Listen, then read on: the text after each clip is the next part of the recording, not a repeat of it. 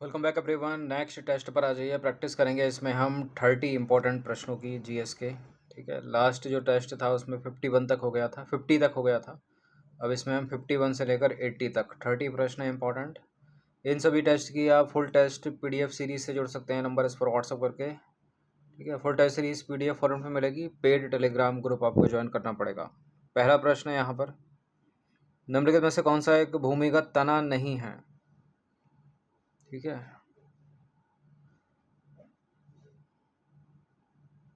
अदरक, हल्दी, लहसुन, शकरकंद। तना नहीं है तो जड़ होगी वो। ठीक है, अदरक एक तना है, लहसुन भी तना है, हल्दी भी तना है, शकरकंद जड़ है। ठीक है, गाजर, मूली, सलजम, शकरकंद ये सभी जड़ें हैं। तो इस तरह का प्रश्न कभी कभार पूछ लिया जाता है। भूमिगत तने यानी अंडरग्राउंड स्टेम्स जो हैं, जैसे कि आलू। आलू एक कंद है जो सबसे प्रमुख भूमिगत तना है। कंद होता है तना और मूल होती है जड़। ठीक है, अदरक यानी जिंजर एक राइजोम है। प्याज यानी अनियन यह एक बाल्ब के रूप में भूमिगत तना है। लहसुन भी एक प्रकार का बाल्ब है। हल्दी यानी टर्मरिक अदरक की तरह ही यह भी एक राइजोम है। अब खाने योग्य जड़ें देख लीजिए, यानी रूट वेजिटेबल्स को आमतौर पर जड़ वाली सब्जियां कहा जाता है जो पोषक तत्वों से भरपूर होती है और ज़मीन के नीचे उगती है। जैसे कि गाजर जड़ है यानी मूल है, रूट है।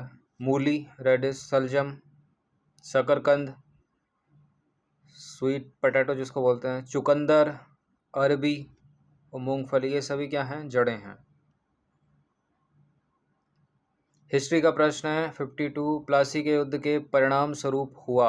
ईस्ट इंडिया कंपनी एक व्यापारिक इकाई से बदलकर भारत में एक सैन्य और राजनीतिक शक्ति बन गई और अंग्रेजों ने मीर जाफर को बंगाल का नवाब बनाया। मीर जाफर को बनाया था, मीर कासिम को बनाया था? मीर जाफर को ही बनाया था। करेक्ट है, दोनों के दोनों, सी है इसका आंसर। देखिए, प्लासी का युद्ध भारतीय इतिहास की एक अत्यंत महत्वपूर्ण घटना है जिसने भारत में ब्रिटिश शासन की नींव रखी। कब हुआ था ये? 23 जून 1757 को। स्थान बंगाल के नदिया जिले में भागीरथी नदी के किनारे प्लासी नामक गांव में। पक्ष, यह युद्ध बंगाल के अंतिम स्वतंत्र नवाब सिराजुद्दौला और ब्रिटिश ईस्ट इंडिया कंपनी के रॉबर्ट क्लाइव के बीच लड़ा गया था। युद्ध के परिणाम और महत्व देखें तो ब्रिटिश सत्ता की शुरुआत हुई। इस जीत के साथ ईस्ट इंडिया कंपनी एक व्यापारिक इकाई से बदलकर भारत में एक सैन्य और राजनीतिक शक्ति बन गई। पहला करेक्ट है। बंगाल पर नियंत्रण किया अंग्रेजों ने मीर जाफर को बंगाल का नवाब बनाया और बंगाल में विशाल संसाधनों तक उनकी पहुंच हो गई जिसका उपयोग उन्होंने आगे भारत के अन्य हिस्सों को जीतने के लिए किया। तो दूसरा वाला भी करेक्ट है। इतिहास का मोड़, इसे भारतीय इतिहास का मोड़ माना जाता है क्योंकि इसने लगभग 200 वर्षों के औपनिवेशिक शासन का मार्ग प्रशस्त किया था। 2.5 दिन का झोपड़ा किसने बनवाया? 2.5 दिन का झोपड़ा बेसिकली एक मस्जिद है, ये राजस्थान में कुतुबुद्दीन ऐबक ने बनवाई। 2.5 दिन का झोपड़ा राजस्थान के अजमेर में स्थित एक ऐतिहासिक प्राचीन मस्जिद है जो 1192 से 1199 ईस्वी के बीच कुतुबुद्दीन ऐबक ने बनवाया था। यह अपनी विशिष्ट इंडो इस्लामिक वास्तुकला 70 से अधिक नक्काशीदार खंभों और संस्कृत शिलालेखों के लिए प्रसिद्ध है। इसे लेकर यह मान्यता है कि केवल 2.5 दिनों में बन गई थी ये, इसलिए इसका नाम यह पड़ा, 2.5 दिन का झोपड़ा। चलिए निम्नलिखित को सुमेलित करेंगे। क्या हैं ये हैं नदियां और ये हैं नदियों के प्राचीन नाम। गंडक का क्या, रावी का क्या, चेनाब का, सतलज का? मैच कर दीजिए। देखिए, गंडक का प्राचीन नाम है सदानीरा, रावी का परुषणी, चेनाब का प्राचीन नाम अश्कनी और सतलज का प्राचीन नाम सतुद्री। तो 4 3 2 1 वाला बन रहा है, सी है इसका आंसर। ठीक है, गंडक का प्राचीन नाम सदानीरा, रावी का परुषणी, चेनाब का अश्कनी, सतलज का सतुद्री, गोमती का गोमल इसके अतिरिक्त। क्वेश्चन नंबर 55 है, पौराणिक मान्यताओं और वैदिक ग्रंथों के अनुसार किसे भारत की सबसे प्राचीन और पवित्र नदी माना जाता है? वैदिक ग्रंथों यानी ऋग्वेद के अनुसार सरस्वती को माना जाता है। पौराणिक मान्यताओं और वैदिक ग्रंथों विशेषकर ऋग्वेद के अनुसार सरस्वती नदी को भारत की सबसे प्राचीन और पवित्र नदी माना जाता है। इसे वेदों में नदीत्मा कहा गया है, जो अब विलुप्त हो चुकी है। नदीत्मा मतलब नदियों में श्रेष्ठ। और भूवैज्ञानिक दृष्टि से पूछ ले तो नर्मदा को भारत की सबसे पुरानी जीवित नदियों में से एक माना जाता है, हिमालय से भी पुरानी। वैसे तो हिमालय एक नवीन पर्वत श्रृंखला है। 56वें नंबर का प्रश्न है, निम्नलिखित में से कौन सा अशोक का शिलालेख द्विभाषी है जिसमें ग्रीक और अरमाइक दोनों लिपियां शामिल हैं? कौन सा है ये? कंधार शैल शिलालेख, ठीक है, ऑप्शन नंबर बी। कंधार शैल शिलालेख, जिसे सार एक कुना शिलालेख के नाम से भी जाना जाता है, मौर्य सम्राट अशोक का एक प्रसिद्ध द्विभाषी शिलालेख है। इसकी खोज 1558 में कंधार अफगानिस्तान में हुई। यह शिलालेख अद्वितीय है क्योंकि यह दो अलग अलग भाषाओं और लिपियों में लिखा गया है, ग्रीक और अरमाइक। ग्रीक का जो उपयोग है इस क्षेत्र में बसे हेलेनिस्टिक आबादी के लिए किया गया था, जबकि अरमाइक का उपयोग ईरानी भाषा आबादी और पूर्व एकेमेनिड साम्राज्य की आधिकारिक भाषा के रूप में किया गया था। अतः इसकी द्विभाषी प्रकृति के संबंध में कथन सही है। ठीक है, अकेमेनिड साम्राज्य। निम्नलिखित में से किसने भारतीय उपमहाद्वीप को इंडो नाम दिया? हेरोडोटस ने। भारतीय उपमहाद्वीप को इंडो नाम मुख्य रूप से प्राचीन यूनानी यानी ग्रीक इतिहासकारों और भूगोल वेत्ताओं ने दिया था, जिसमें हेरोडोटस का नाम प्रमुख है। 5वीं शताब्दी ईसा पूर्व उन्होंने सिंधु नदी यानी इंडस रिवर के पार की भूमि को इंडोई या इंडिया कहा। ठीक है, सिंधु नदी बहती थी ना। मूल स्रोत यह नाम सिंधु यानी इंडस नदी से उपजा है। यूनानी प्रभाव हेरोडोटस ने अपने ग्रंथ हिस्टोरिक्स में इस क्षेत्र को इंडो नाम दिया। फारसी प्रभाव देखें तो फारसी यानी पर्शियंस सिंधु को हिंदू कहते थे, जो बाद में इंडो ग्रीक और लैटिन भाषा के माध्यम से इंडिया बन गया। ऐतिहासिक संदर्भ देखें तो बाद में सिकंदर यानी अलेक्जेंडर के अभियानों के दौरान इस नाम का प्रयोग और अधिक स्पष्ट हो गया। प्राचीन भारत की सबसे पवित्र नदी थी, हो गया है प्रश्न। पूछने का तरीका दूसरा है ये सरस्वती, क्योंकि ये प्रीवियस ईयर का प्रश्न है। तो प्रश्न क्रमांक संख्या 55 की एक्सप्लेनेशन देख लीजिएगा। 59 नंबर का प्रश्न है, अशोक के संरक्षण में तीसरी बौद्ध परिषद का नेतृत्व किसके द्वारा किया गया था? तीसरी बौद्ध परिषद का नेतृत्व किया गया था मोगलीपुत्र तिष्य। ठीक है, ऑप्शन नंबर डी है इसका आंसर। देखिए, मगध साम्राज्य के पाटलिपुत्र में तृतीय बौद्ध परिषद का आयोजन किया गया। यह सम्राट अशोक के संरक्षण में था। तो संरक्षण कौन दे रहा है और अध्यक्षता कौन कर रहा है, दो अलग अलग प्रश्न पूछे जाते हैं। ठीक है, 4 बौद्ध संगतियां हैं इंपॉर्टेंट।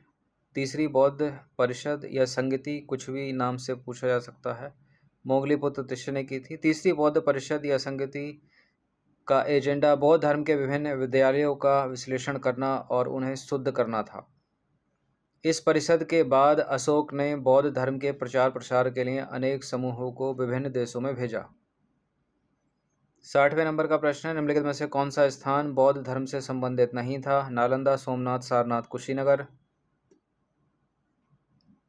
कुशीनगर भी है, सारनाथ भी है, नालंदा भी है, सोमनाथ नहीं है।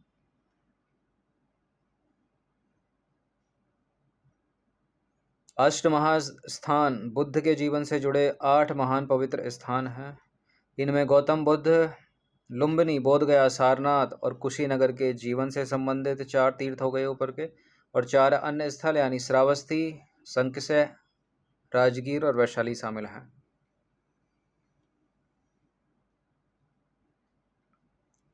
क्वेश्चन नंबर 61 पर आ जाइए। प्रसिद्ध व्याकरण पुस्तक तोलकाप्यम संगम काल की सबसे पुरानी उपलब्ध रचना है। इसके लेखक कौन है? अगस्त्य, तोलकाप्यार, इलंगो अडिगल या तिरुवल्लुवर? तोलकाप्यम के रचनाकार हैं तोलकाप्यार, ऑप्शन नंबर बी। तोलकाप्यम के लेखक तोलकाप्यार हैं। यह तमिल व्याकरण और काव्य शास्त्र पर सबसे पुरानी जीवित तमिल कृति है। द्वार समुद्र किसकी राजधानी थी?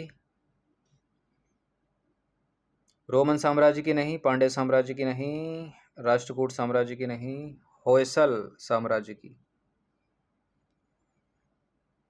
द्वार समुद्र वर्तमान नाम है हलेबीडु, कर्नाटक में है ये जगह। 12वीं शताब्दी में होयसल साम्राज्य या होयसल एम्पायर की प्रसिद्ध राजधानी थी। कई बार एग्जाम्स में पूछा गया है प्रश्न। राजा विष्णुवर्धन के शासनकाल के दौरान इसे बेलूर से स्थानांतरित कर यहाँ स्थापित किया गया था, जो अपनी कला और वास्तुकला के लिए प्रसिद्ध है, जैसे होयसलेश्वर मंदिर। अब इसी को प्रश्न को पूछने का एक तरीका, मतलब ये प्रीवियस ईयर का प्रश्न है। निम्नलिखित में से किस राज्य की राजधानी द्वार समुद्र थी? देवगिरी के यादव, वारंगल के काकतीय, होयसल या चोल? तो होयसल। होयसल साम्राज्य का वास्तविक निर्माता विष्णुवर्धन था। उन्हें बिट्टिगा के नाम से जाना जाता था। द्वार समुद्र इस राज्य की राजधानी थी। इस राज्य का अंतिम शासक बल्लाल तृतीय था, जिसे अलाउद्दीन खिलजी मलिक काफूर के जनरल ने हराया था। 64वें नंबर का प्रश्न है। सूची 1 को सूची 2 के साथ सम्मिलित करेंगे। सूची 1 में है राज्य और सामने है उनके निर्माता। देवगिरी के यादव, वारंगल के काकतीय, होयसल राजवंश और चोल साम्राज्य। होयसल साम्राज्य विष्णुवर्धन।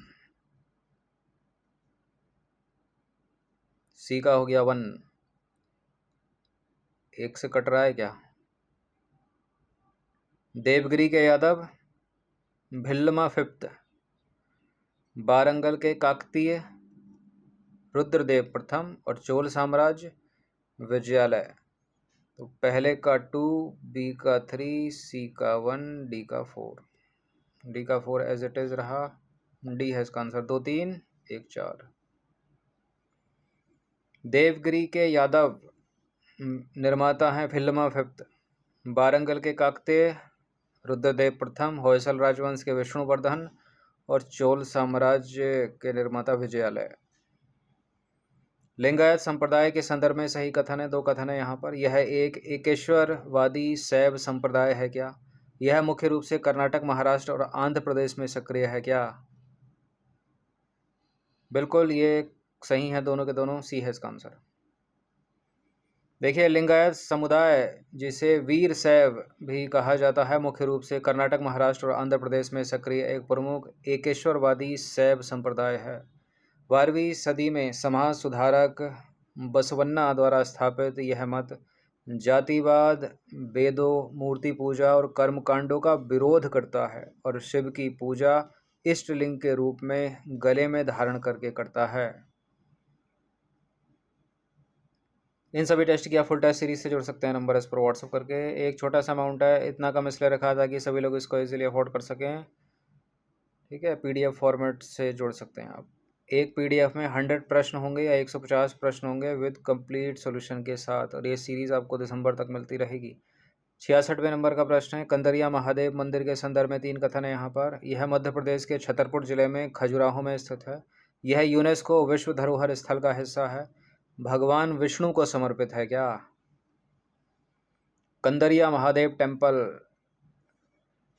मध्य प्रदेश की धरोहर है। छतरपुर जिला खजुराहो में स्थित है। बिल्कुल, यूनेस्को वर्ल्ड हेरिटेज विश्व धरोहर स्थल का हिस्सा है। भगवान शिव को समर्पित है, विष्णु को नहीं। तो 3rd को करिए एलिमिनेट, केवल 1 और 2। कंदरिया महादेव मंदिर मध्य प्रदेश के छतरपुर जिले में खजुराहो में स्थित है। यह यूनेस्को विश्व धरोहर स्थल का हिस्सा है और चंदेल वंश के दौरान 11वीं शताब्दी में निर्मित सबसे बड़ा और सबसे अलंकृत शिव मंदिर है, न कि विष्णु। क्वेश्चन नंबर 67 है। कृष्णदेव राय ने अपनी माता के नाम पर विजयनगर के समीप किस उपनगर की स्थापना की? नागलपुरम। नागलपुरम, ऑप्शन नंबर डी। देखिए, विजयनगर साम्राज्य के शासक कृष्णदेव राय ने अपनी माता नागला देवी के नाम पर विजयनगर के समीप नागलपुरम नामक उपनगर की स्थापना की थी। यह शहर अपनी स्थापत्य कला और मंदिरों के लिए प्रसिद्ध था। मुख्य तथ्य देखें, यह नगर विजयनगर के पास स्थित था। उद्देश्य, उन्होंने यह उपनगर अपनी माता की स्मृति में बनाया था। अन्य नाम, इसे कभी कभी श्री नागलपुरम के नाम से भी जाना जाता है। क्वेश्चन नंबर 68, निम्नलिखित मंदिरों पर विचार करेंगे। विठल स्वामी मंदिर, हजारा रामास्वामी मंदिर, बालकृष्ण मंदिर। उपरोक्त में से कौन सा या कौन से मंदिर कृष्णदेव राय द्वारा निर्मित प्रमुख मंदिर हैं? कृष्णदेव राय ने निर्माण करवाया था हजारा रामास्वामी मंदिर का, विठल स्वामी मंदिर का भी, बालकृष्ण मंदिर का भी। सारे के सारे हैं, तो 1 2 3 डी हो गया। देखिए, विजयनगर साम्राज्य के महान शासक कृष्णदेव राय ने हम्पी में कई भव्य मंदिरों का निर्माण और विस्तार करवाया, जिनमें प्रमुख है विठल स्वामी मंदिर, हजारा रामास्वामी मंदिर और बालकृष्ण मंदिर। उन्होंने अपनी माता की स्मृति में नागलपुर नामक शहर की स्थापना की और वहां भी मंदिर बनवाए। चलिए, क्वेश्चन नंबर 69 पर आ जाइए। सिंधु घाटी सभ्यता यानी हड़प्पा सभ्यता के लोग मुख्य रूप से किन चीज़ों या किससे परिचित नहीं थे, पूछ रहा है।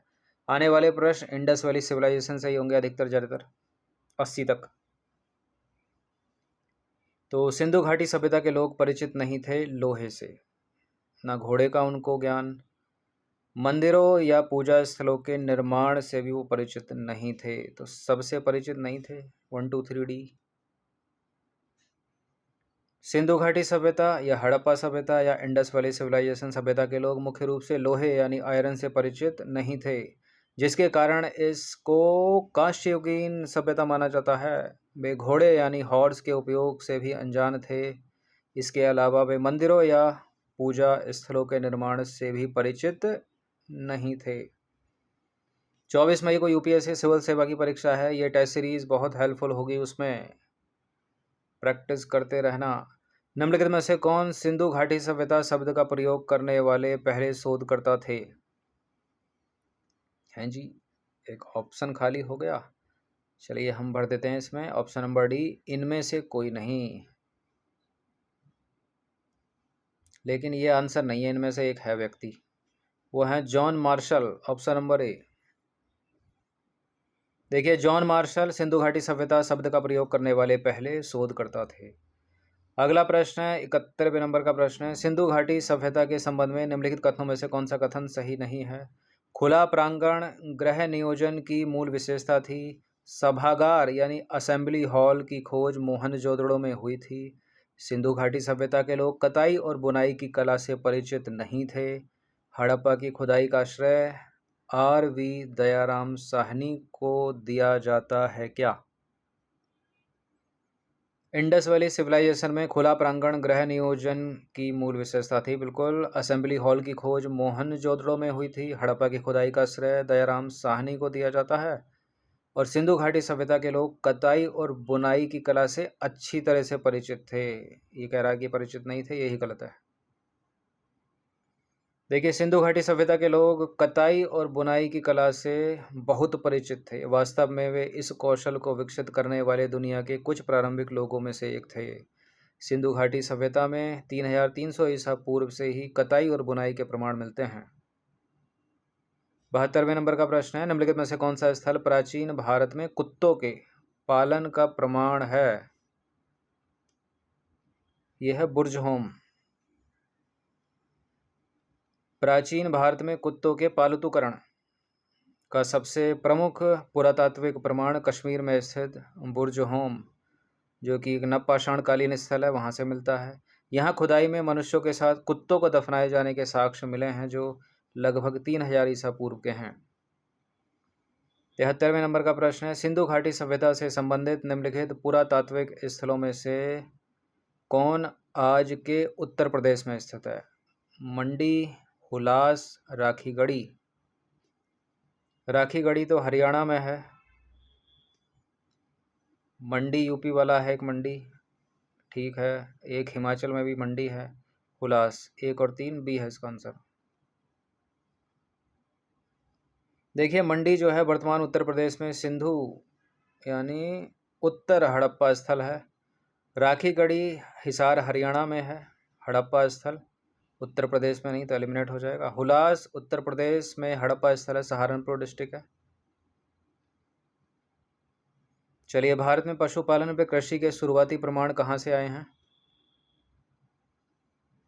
मेहरगढ़ से, ऑप्शन नंबर डी।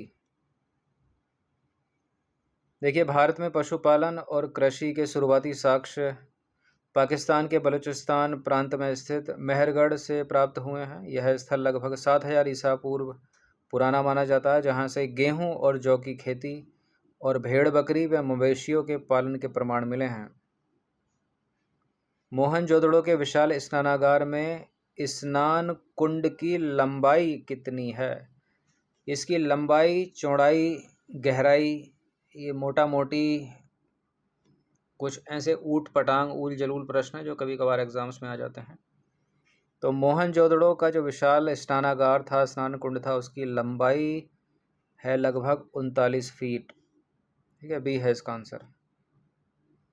मोहनजोदड़ो का विशाल स्नानागार सिंधु घाटी सभ्यता की एक प्रमुख संरचना है, इसलिए इम्पोर्टेंट हो जाता है, जिसके बारे में कहा जाता है कि इसका उपयोग धार्मिक या औपचारिक स्नान के लिए किया जाता था। विशाल स्नानागार की लंबाई लगभग 39 फीट थी, जबकि इसकी चौड़ाई थी 23 फीट और गहराई थी इसकी 8 फीट। तो याद रखिएगा सबसे ज़्यादा लंबाई ही है।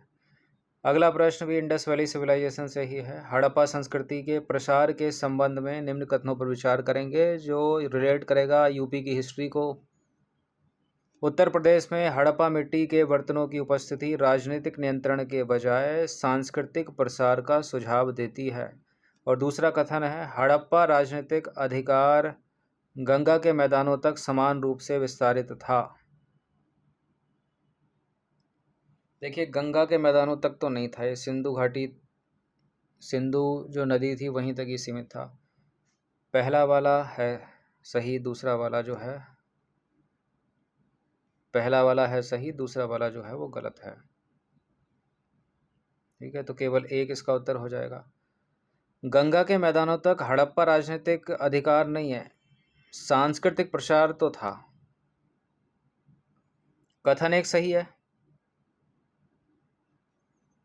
उत्तर प्रदेश जैसे कि आलमगीरपुर में हड़प्पा कालीन बर्तनों और अन्य सामग्रियों जैसे कि मोहरें हो गई, मनके हो गई की खोज यह दर्शाती है कि यहाँ सीधे शासन के बजाय व्यापार या सांस्कृतिक विनिमय के माध्यम से हड़प्पा का प्रभाव फैला था। कथन दो सही नहीं है। हड़प्पा का राजनीतिक नियंत्रण मुख्य रूप से सिंधु नदी घाटी और आसपास के क्षेत्रों तक ही केंद्रित था, जैसे कि पंजाब, सिंध, गुजरात। गंगा के मैदानों में केवल सांस्कृतिक प्रभाव था, न कि सीधा राजनीतिक नियंत्रण। 77वें नंबर का प्रश्न भी सिंधु घाटी सभ्यता से ही है। सिंधु घाटी सभ्यता की पशुपति मोहर के संदर्भ में निम्नलिखित कथनों पर विचार करेंगे। दो कथन है यहाँ पर, कौन सा इसमें सही होगा? देखिए मोहर पर बनी आकृति को योग मुद्रा में बैठे हुए और जानवरों से घिरा हुआ दिखाया गया है। यह मोहर मुख्य रूप से साबित करती है कि सिंधु घाटी के लोग वैदिक रूप से भगवान शिव की पूजा करते थे।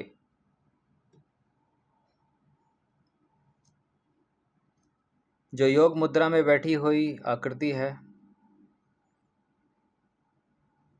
वो ये प्रमाण नहीं देती है कि सिंधु घाटी सभ्यता के लोग भगवान शिव की पूजा करते थे। गलत है दूसरा वाला स्टेटमेंट। तो इसका जो आंसर हो जाएगा केवल एक हो जाएगा, सी है इसका आंसर, पहला वाला सही है। पशुपति मोहर जो है वो सिंधु घाटी सभ्यता की खुदाई के दौरान खोजी गई सबसे प्रतिष्ठित कलाकृतियों में से एक है। यह लगभग 2500 से 1900 ईसा पूर्व की है। मोहर में एक आकृति को योग मुद्रा में बैठे हुए दर्शाया गया है, जो एक ध्यान अवस्था जैसा दिखता है। यह मुद्रा सिंधु घाटी सभ्यता में उन्नत आध्यात्मिक प्रथाओं का संकेत देती है। तो पहला वाला सही है और ये इंपॉर्टेंट है, योग मुद्रा में बैठी आकृति, इस पर कई बार प्रश्न बने हैं। आकृति जो है ये वो जानवरों से घिरी हुई है, जिसमें एक बाघ, एक हाथी, एक गैंडा और भैंस शामिल हैं। चारों जानवर याद रखिएगा, ये भी पूछे जाते हैं स्टेटमेंट में, जिन्हें प्रकृति और शक्ति का प्रतीकात्मक प्रतिनिधित्व माना जाता है। बाघ, हाथी, गैंडा और भैंस। ठीक है, आगे देखते हैं। कुछ विद्वानों ने इस आकृति को हिंदू देवता शिव के प्रारंभिक रूप से व्याख्यायित किया है, विशेष रूप से उनके पशुपति के रूप में, जो जानवरों के भगवान हैं। हालांकि प्रमाण अनिर्णायक हैं, ठीक है, और यह व्याख्या अटकलों पर आधारित है। मोहर निर्णायक रूप से वैदिक रूप में भगवान शिव की पूजा को साबित नहीं करती है, तो दूसरा वाला गलत है। पशुपति मोहर सिंधु घाटी सभ्यता की कलात्मक और सांस्कृतिक परिष्कार को उजागर करती है, जो उनकी प्रतीकात्मक और धार्मिक प्रथाओं को दर्शाती है। 78वें नंबर का प्रश्न है, सिंधु घाटी सभ्यता के लोग निम्नलिखित सिंधु घाटी सभ्यता के संबंध में निम्नलिखित कथनों पर विचार करेंगे। दो कथन है यहाँ पर, कौन सा सही होगा इसमें? देखिए, आलमगीरपुर सिंधु घाटी सभ्यता के सबसे पूर्वी ज्ञात स्थल का प्रतिनिधित्व करता है और ऊपरी गंगा यमुना दोआब क्षेत्र में स्थित है। आलमगीरपुर में पुरातात्विक अवशेष मुख्य रूप से हड़प्पा सभ्यता के परिपक्व शहरी चरण के बजाय बाद के चरण से जुड़े हैं। क्या ये स्टेटमेंट सही है? देखिए, पहला तो सही है।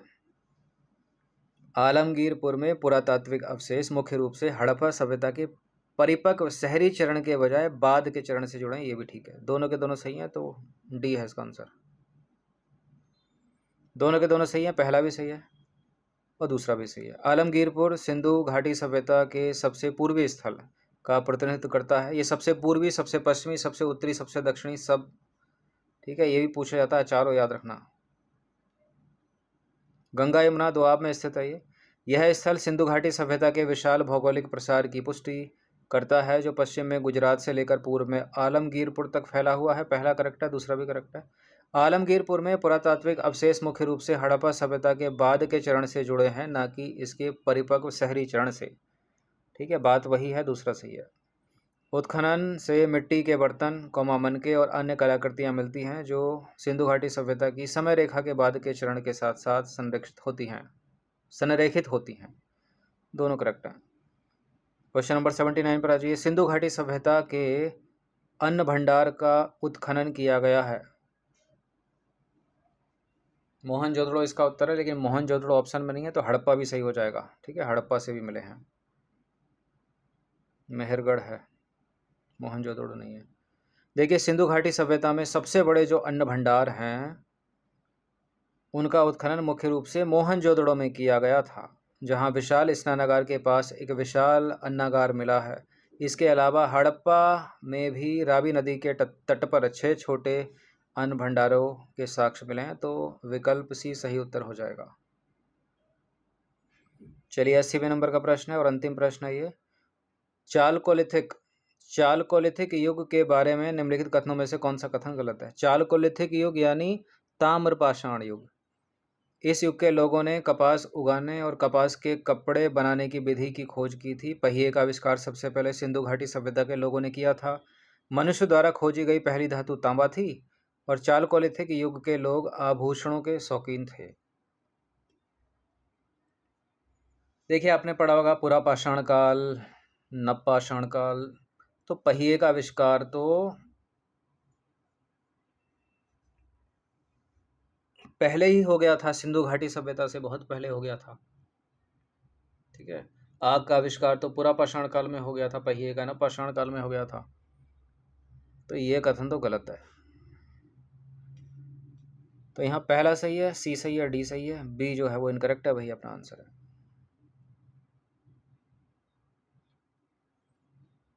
चालकोलिथिक युग यानी ताम्रपाषाण युग मानव इतिहास का वह प्रारंभिक काल है, लगभग 4000 से 2000 ईसा पूर्व, जब पत्थर के उपकरण यानी स्टोन टूल्स के साथ साथ तांबे यानी कॉपर का उपयोग शुरू हुआ। यह नवपाषाण युग और कांस्य युग के बीच का संकरणकालीन दौर था, जहां ग्रामीण संस्कृति कृषि, पशुपालन और शिल्प में आगे बढ़ी। पहिए का आविष्कार सिंधु घाटी सभ्यता के लोगों ने नहीं किया था। यह सिंधु घाटी सभ्यता से पहले का है और लगभग 3500 ईसा पूर्व मेसोपोटामिया में इसका आविष्कार हुआ था। ठीक है, तो ये 80 प्रश्न हो गए हैं कवर, 30 प्रश्न थे ये इम्पोर्टेंट। अब 20 करके इसमें जो है 100 कवर हो जाएंगे। उसका फुल टेस्ट सीरीज़ PDF आपको ग्रुप में मिल जाएगा, तो आप ज्वाइन कर सकते हैं, प्रिंट आउट करा के प्रैक्टिस कर सकते हैं। जो वीडियो देखना बाद के समय में पसंद नहीं करते हैं, एक बार तो टेस्ट को देखा कीजिए, क्योंकि बोल सुनकर याद रहता है लंबे समय तक। और लास्ट टाइम में या तो वीडियो से ही क्विक रिवीजन कर लेना 2x स्पीड में, यार आप प्रिंट आउट करा के प्रैक्टिस कर लेना।